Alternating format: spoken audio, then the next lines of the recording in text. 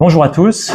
Voilà, j'espère que vous allez bien, que vous avez passé une bonne semaine. Voilà, je suis très heureux en fait, je vous le dis, de vous adresser ces mots particulièrement aujourd'hui. Je sais pas pourquoi, mais bon voilà, c'est comme ça, je vous le dis. Bon, vous allez penser encore une fois qu'on est un petit peu de mèche avec Marielle, mais en fait pas du tout. On n'a pas communiqué. Mais il y a des choses qui, c'est pas bien, c'est vrai. Ou c'est bien. Bon, vous jugerez. Alors, ma lecture du moment, en ce moment, c'est le livre des Proverbes. Donc, ce sont des paroles de bon sens, des recommandations. Ça a été écrit il y a fort longtemps, principalement par le roi Salomon. Il y en a quelques-uns d'un certain Agur et Lemuel. Bon, j'en sais pas plus sur le sujet, mais voilà, c'est tout à fait passionnant. Il y a une chose qui m'a vraiment interpellé en le lisant. Bon, j'ai pas fini, je suis à peu près au milieu. Et c'est qu'en fait, il y a une dualité incessante du propos. Alors, je donne juste un petit exemple. Par exemple, au chapitre 10, le verset 12, il y a d'un côté la haine qui excite les querelles, nous est-on dit, et de l'autre, l'amour qui couvre toutes les fautes. Et en fait, quand on lit les proverbes, c'est une longue accumulation un peu des contraires, avec de nombreuses répétitions, quelques développements, plutôt des variations, en fait, je dirais, qui, en fait, ne laissent aucune place à la nuance. Les proverbes, c'est un petit peu en noir et blanc. Et donc, au fil de ma lecture, je me disais quand même, mais est-ce que ça va s'arrêter, cette chose-là? Alors, bien sûr, on comprend que c'est un procédé rhétorique, sans doute la pensée orientale de l'époque, mais ce procédé, il a une vertu qui est en fait de nous distinguer deux figures, voilà, sans qu'on puisse vraiment s'y tromper. Donc ces deux figures sont, la première, c'est la figure du méchant. Alors le méchant et ses multiples déclinaisons, il est décrit comme insensé, perfide, paresseux, inique, orgueilleux, violent, etc., etc. Et puis il y a la figure du juste. Le juste est décrit comme humble, comme sage, comme prudent, comme obéissant, intelligent, aimant, attentionné. C'est tout toi. Merci. J'ai bien fait de venir. Voilà. Mais lire les proverbes, en fait, c'est pas si simple que ça en a l'air. Pourquoi? Parce qu'on peut rapidement trouver le propos réducteur, on peut le trouver caricatural, on peut le trouver exagéré. Et on peut être dérangé par ce qui nous semble finalement une simplification des vérités et des réalités. Et encore plus dérangé, je pense, par le fait de devoir choisir son camp. Et ça, on n'aime pas trop. Parfois, on aime bien rester un petit peu à distance des choses. Et je vous lis un premier verset dans le livre des Proverbes, justement, au chapitre 4, les versets 18 et 19. Le sentier des justes est comme la lumière resplendissante, dont l'éclat va croissant jusqu'au milieu du jour. La voie des méchants est comme les ténèbres. Ils n'aperçoivent pas ce qui le fera tomber. Alors toute la beauté des proverbes, c'est qu'ils ne distillent pas un enseignement qui serait froid ou juste moralisateur. Mais ce qu'ils proposent, c'est toujours deux perspectives, deux choix. Il y a le sentier des justes, comme il est décrit ici, comparé à un magnifique lever de soleil et une plénitude de vie. Ça, c'est le sentier des justes. Et puis, il y a la voie des méchants, qui est, comme on le comprend, une sorte d'aveuglement, une forme d'inconscience, avec une finalité qu'on ne souhaite évidemment à personne. Les proverbes mettent en lien nos choix d'aujourd'hui avec leurs conséquences de demain. Et ils nous pressent de faire le bon choix. Et ce bon choix, il n'y en a qu'un, c'est celui de la vie avec Dieu. Et mon message pour ce matin, il se résume en trois mots et un point d'exclamation. Choisis la vie. Alors je vais le décrire sous trois angles, ce bon choix. Tout d'abord, on va voir que c'est un choix qui est radical. Ensuite, on verra que c'est un choix qui est contraint. Ça va nous occuper peut-être un peu plus que les autres parties. Et enfin, on va voir que c'est surtout un choix de confiance, de choisir Dieu. Alors, je vous lis un verset dont vous allez comprendre évidemment qu'il a inspiré tout ce que je vais vous dire ce matin. On le trouve dans l'Ancien Testament, dans le Deutéronome, au chapitre 30, le verset 19. J'ai mis devant toi la vie et la mort, la bénédiction et la malédiction. Choisis la vie, afin que tu vives, toi et ta postérité, pour aimer l'Éternel, ton Dieu, pour obéir à sa voix et pour t'attacher à lui. Ce sont des paroles de Moïse au peuple d'Israël. Ce sont sans doute ses dernières paroles en forme de testament. Moïse a 120 ans, il a conduit le peuple pendant 40 ans dans le désert, il le connaît par cœur, et là il les met au pied du mur. Ce qu'il leur propose, c'est pas de l'eau tiède. D'un côté, il y a la vie et la bénédiction, de l'autre, la mort et la malédiction. La bénédiction, c'est pas un compte en banque bien rempli. Bon, tant mieux si c'est le cas. Mais que nous est-il dit ici? C'est aimer l'Éternel. C'est le considérer comme son Dieu. C'est écouter sa voix. C'est s'attacher à lui. Voilà ce que c'est. Choisir Dieu et choisir la bénédiction. Mais choisir Dieu, c'est quelque chose de radical. Jésus dit, je suis le chemin, la vérité et la vie. Nul ne vient au Père que par moi. Il dit pas je suis un chemin, c'est-à-dire un chemin parmi beaucoup d'autres. Il dit je suis le chemin, c'est-à-dire le seul qui permette de rencontrer Dieu comme son Père. Et donc il y a quelque chose dans le fait de choisir Christ qui est de l'ordre de la radicalité et de l'exclusivité. Il y a une quinzaine de jours, Emmanuel nous a lu cette parole de Jésus. Nul ne peut servir de maître, car ou il haïra l'un et aimera l'autre, ou il s'attachera à l'un et méprisera l'autre. Vous ne pouvez servir Dieu et Mammon. Alors moi, dans mon travail, j'ai 4 employeurs. Bon, il y en a un quand même qui est un peu plus important que les autres. C'est le collège à Grasse, hein, où d'ailleurs j'ai la chance d'avoir Timothée comme élève. J'espère que c'est réciproque. Il dit rien là. Bon, bref. Il y a un lycée à Nice. Alors là, c'est des plus grands que Timothée. C'est Timothée dans quelques années. Ce sont des étudiants. Il y a une école privée avec des élèves au potentiel, au HPI, je sais pas ce que ça veut dire, HIP, voilà, c'est ça. Bon, voilà, bref. Et pour finir, je travaille aussi pour un organisme à distance qui s'appelle le CNED, que peut-être vous connaissez. Ben, en fait, c'est compliqué, par moment, de contenter tout le monde, de répondre aux injonctions des uns et des autres, en fait, juste parce que je peux pas non plus être partout à la fois. Luc, tu connais ça encore mieux que moi. Bon. Et alors voilà, Jésus-Christ ne se partage pas et il n'en fait pas mystère. Il ne se partage pas avec le Dieu des richesses, avec la quête de l'argent et bien d'autres choses. Et donc il faut ajouter à la radicalité l'exclusivité ou la priorité. Lisons un verset que j'ai choisi dans une version différente de celle que j'utilise d'habitude parce que je trouve que c'est mieux rendu. C'est Luc 14, le verset 26. Alors accrochez-vous parce que c'est un texte, ce matin ça va être... il y en aura beaucoup des comme ça.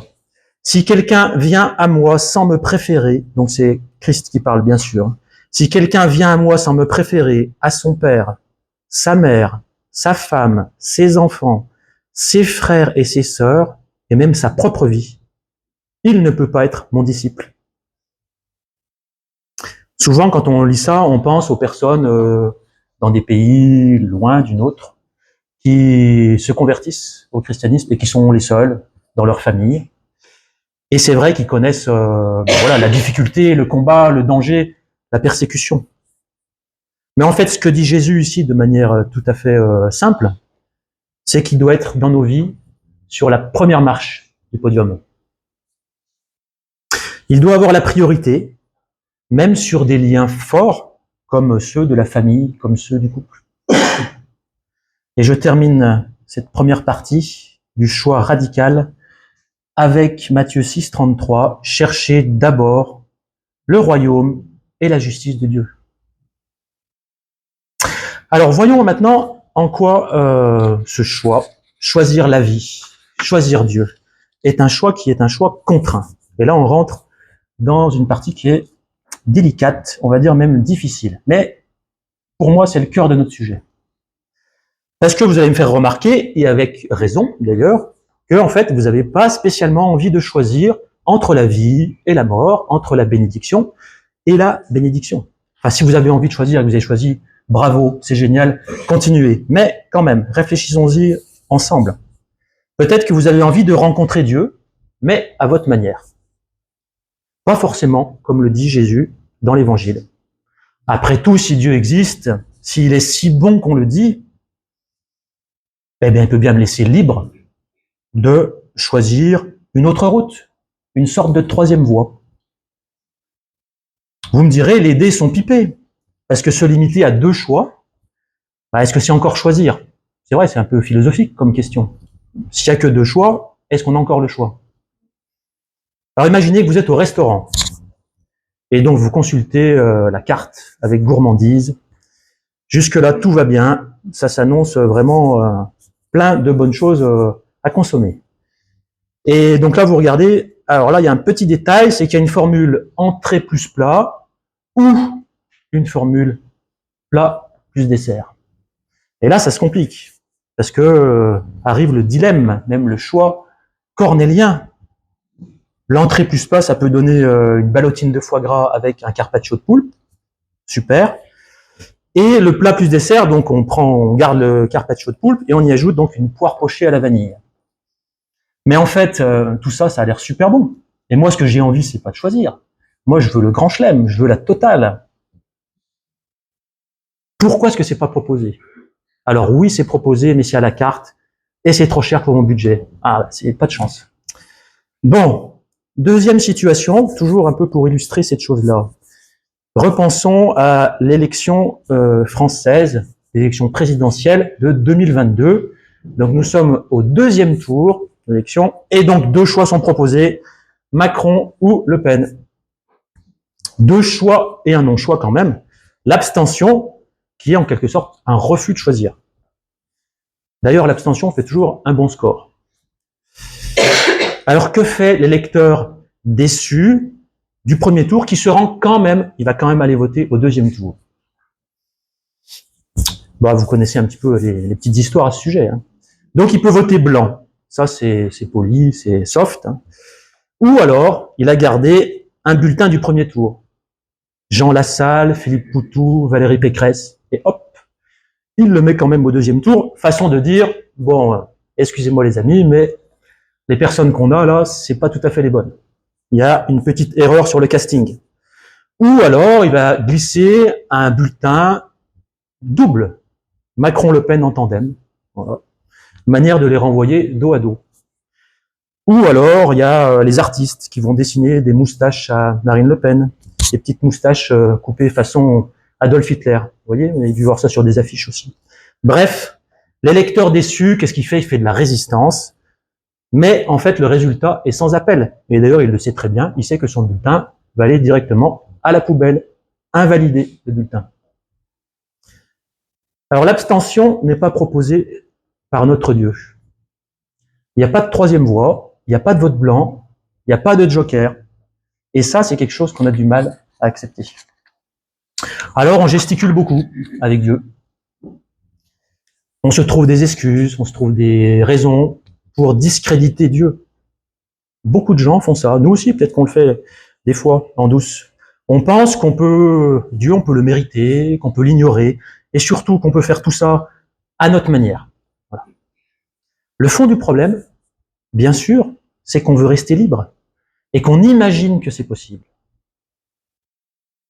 On a affaire à un Dieu qui est infini et qui n'est tout ce que l'on n'est pas. Et Gilles nous l'a très bien expliqué dimanche dernier. C'est un Dieu qui sait tout, qui voit tout, qui entend tout, qui peut toutes choses, qui est partout à la fois. Un Dieu qui défie le temps, qui est éternel, pas de commencement, pas de fin. Et un Dieu qui nous renvoie en miroir à nous et nos limites. Nous, notre corps est fragile, notre compréhension, elle est limitée, et chaque jour qui passe nous rapproche de la deadline. Alors peut-être que vous connaissez la légende d'Icare. Donc c'est une personne qui était prisonnier de l'île de Crète dans la Méditerranée. Et donc pour se tirer de sa prison, qu'est-ce qu'il a fait? Il s'est fabriqué des ailes. Alors pour ça, il a utilisé des plumes d'aigle et de la cire. Et donc au début, franchement, ça marchait impeccable, son histoire. Icare prend son envol, le ciel est pur, la lumière magnifique, Icare s'élève encore et encore, il vole. Mais voilà, le soleil ramollit la cire, Icare perd une plume, puis deux, et puis c'est le crash en haute mer. Satan, lui, n'est pas un être de mythologie, c'est un être spirituel, mais bien réel. Et à sa manière, il sait aussi brûler les ailes. Il y a plusieurs textes des prophéties dans l'Ancien Testament qui expliquent ça un petit peu en filigrane, et ils expliquent que l'attitude orgueilleuse de Satan a précipité sa chute. C'est son orgueil, c'est sa révolte qui l'ont conduit à cela. Alors Satan s'est brûlé les ailes. Et bien sûr, pour ne pas être seul dans son malheur, il nous propose de faire la même chose que lui. Mais il le propose habilement, évidemment, avec une version mensongère, certes, mais attrayante. Il ne nous dit pas, faites comme moi les amis, rebellez-vous contre Dieu et cassez-vous la figure. C'est pas ça qu'il dit Satan. Que dit-il? Il cache tout ça bien soigneusement, et surtout, il dissimule toutes les conséquences d'un tel choix, moral, spirituel, psychique, relationnel, que vont engendrer certainement cette attitude d'orgueil. Ce qu'il nous fait miroiter, c'est être libre, c'est faire tout ce qu'on a envie. Il nous dit, voilà, vas-y, profite à fond, vis ta vie, ne te refuse rien. Si d'autres font différemment, c'est très bien, c'est leur affaire, c'est leur problème. Et en fait, c'est ce qu'il est venu raconter à Adam et Ève. Qu'est-ce qu'il leur a dit? Il leur a dit, mes pauvres, vous êtes dans une prison à ciel ouvert. Comment se fait-il qu'un Dieu qui vous aime tant vous interdise l'arbre de la connaissance du bien et du mal? Et en plus, il vous menace de mort. Non, baliverne, rien de cela n'arrivera. Vous inquiétez pas. Et je crois qu'il nous faut rétablir la vérité dans nos esprits, à nous. En fait, Dieu n'interdit pas, il avertit. C'est très différent. Il n'a pas dit à Adam et Ève, voyez ce fruit magnifique, pas touche, c'est pas pour vous. Ne le regardez même pas. C'est pas ça que Dieu a dit. Il leur a dit, et il faut reprendre le texte avec précision, au jour où vous en mangerez, vous mourrez certainement. Et Adam et Ève, ils se sont véritablement fait piéger par Satan à ce sujet. Ils ont quelque part douté de la bonté de Dieu pour eux. Ils ont imaginé que Dieu les privait d'une chose trop bonne, qu'il était un Dieu dur, exigeant, qui reniait leur liberté, un Dieu castrateur. Et ça, c'est le péché. Le péché, c'est se tromper sur les intentions de Dieu pour nous. Alors nous, on fonctionne peut-être un petit peu à la manière de nos lointains parents. Est-ce que parfois on ne voit pas le christianisme comme une chose, une somme d'interdictions, des choses à faire, des choses à ne pas faire? Quel est le regard finalement, notre regard sur le péché? On sait que c'est mal, on pense que c'est interdit, mais au fond de nous, on en veut un peu à Dieu, parce qu'on aimerait bien, nous aussi, goûter aux fruits défendus. On en a tellement envie. Alors franchement, se soumettre à Dieu, mais en le voyant comme un juge, qu'est-ce que ça a comme valeur? Aucune. Dieu, c'est pas le père Fouettard. Je vous lis une parole dans l'évangile de Matthieu, au chapitre 5, une parole de Jésus que franchement, peut-être, j'aurais envie de dire encore une, on n'aimerait pas trop trouver dans l'évangile. Vous avez appris qu'il a été dit, tu ne commettras pas d'adultère. Mais moi, je vous dis que quiconque regarde une femme pour la convoiter a déjà commis un adultère avec elle dans son cœur. Il n'est pas dit ici que l'acte, le passage à l'acte, n'a pas d'importance. Ce n'est pas ça qu'il est dit. Mais le Christ nous invite à voir plus loin que le commandement ancien. Et ce commandement ancien, en effet, sonne comme une interdiction. Tu ne commettras pas d'adultère. Mais ce que veut le Christ, c'est une acceptation du cœur. Il veut qu'on entre dans sa volonté, qui est bonne, qui est parfaite pour nous. Imaginons que je convoite une femme. Heureusement, je ne passe pas à l'acte. Alors je suis fier d'avoir bien résisté à la tentation. Mais en mon fort intérieur, je me dis, dommage quand même, vraiment Dieu il est dur, il est sévère avec moi. C'est difficile, ce sacrifice. Ben, si je pense comme ça, je n'ai rien compris de qui est Dieu. Dieu va bien au-delà de l'interdit. Il nous avertit des conséquences d'un tel acte, commis ou envisagé. Ici, il nous dirait, voilà quelque chose qui va te conduire à la mort, entre guillemets. Quelque chose qui va briser ton couple, quelque chose qui va briser tes relations de famille, quelque chose qui va te discréditer aux yeux des autres, te remplir de honte, de dégoût, et surtout, ça va t'éloigner de moi. Il faut se souvenir d'Adam et Ève, hein, quand Dieu les a appelés, ils sont filés se cacher dans les buissons. Ils étaient vraiment pas fiers du tout. Oui, Dieu, ce qu'il veut, c'est nos cœurs, et d'abord nos cœurs, nos sentiments, notre raison, notre sincérité surtout. Dieu, un mariage arrangé ou forcé, ça l'intéresse pas. Ce n'est pas son projet avec nous. Ce qu'il veut, c'est un mariage d'amour, librement consenti de notre côté. Et il nous y appelle. Il nous dit, choisis la vie. Et choisir Dieu, c'est un choix de confiance. Dieu nous appelle à faire un choix de confiance. C'est pas un saut dans le vide, choisir Dieu. Vraiment pas. Choisir Dieu, c'est nous jeter dans ses bras. C'est nous en remettre entièrement, pleinement à lui, à son amour, à sa sagesse. C'est l'amour d'un Dieu qui avait fait toutes choses bonnes dès l'origine. L'amour d'un Dieu infini qui, en quelque sorte, revient à nous. C'est ce ciel qui visite la terre. C'est ce Dieu qui se fait homme en Jésus-Christ, qui endosse nos limites, qui prend naissance hors mariage, qui a faim dans le désert, qui se donne jusqu'à l'épuisement avec les foules qui viennent le voir. Celui qui pleure la mort de son ami Lazare. Celui qui, crucifié entre deux brigands, pris pour ses bourreaux, pour ces personnes qui se moquent de lui, Père, pardonne-leur, car ils ne savent ce qu'ils font.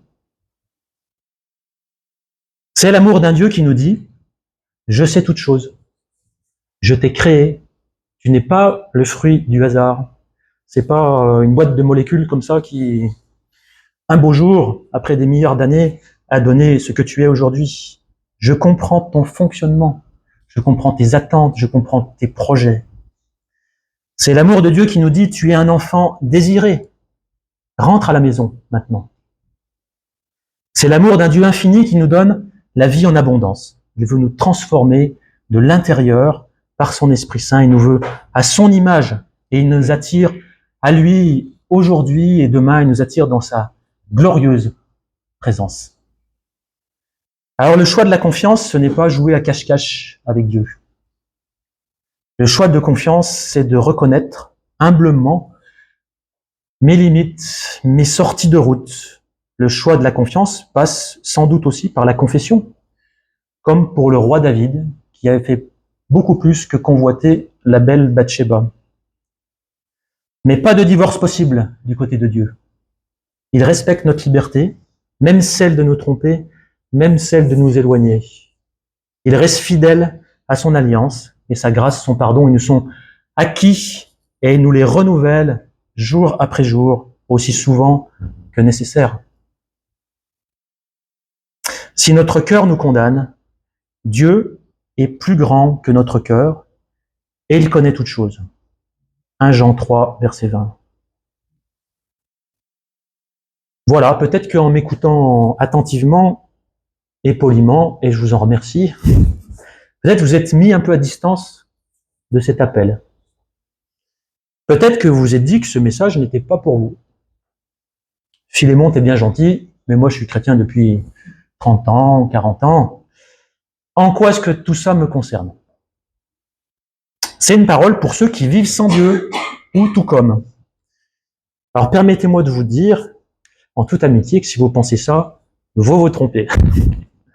Bien sûr, dans nos vies, il y a une décision qui est plus importante que les autres. C'est celle de l'engagement premier, ce premier pas vers Dieu. Ce premier pas de repentance, ce premier pas de foi, ce premier pas qui saisit le salut, qui saisit la grâce de Dieu, ce qu'on appelle la conversion. Et c'est différent pour chacun d'entre nous. Mais Nicolas nous a rappelé dimanche dernier quelque chose de la plus haute importance. C'est que Jésus-Christ est la porte, mais Jésus-Christ est aussi et tout autant le chemin. Est-ce que je marche avec Christ par obligation? Ou est-ce que je le suis librement, par amour, en étant persuadé que son projet, c'est juste le meilleur pour moi? Voilà, mes amis, choisir Dieu, c'est une question d'actualité. C'est une question de chaque jour et c'est une question de chaque instant. Alors choisis la vie. Que le Seigneur vous bénisse.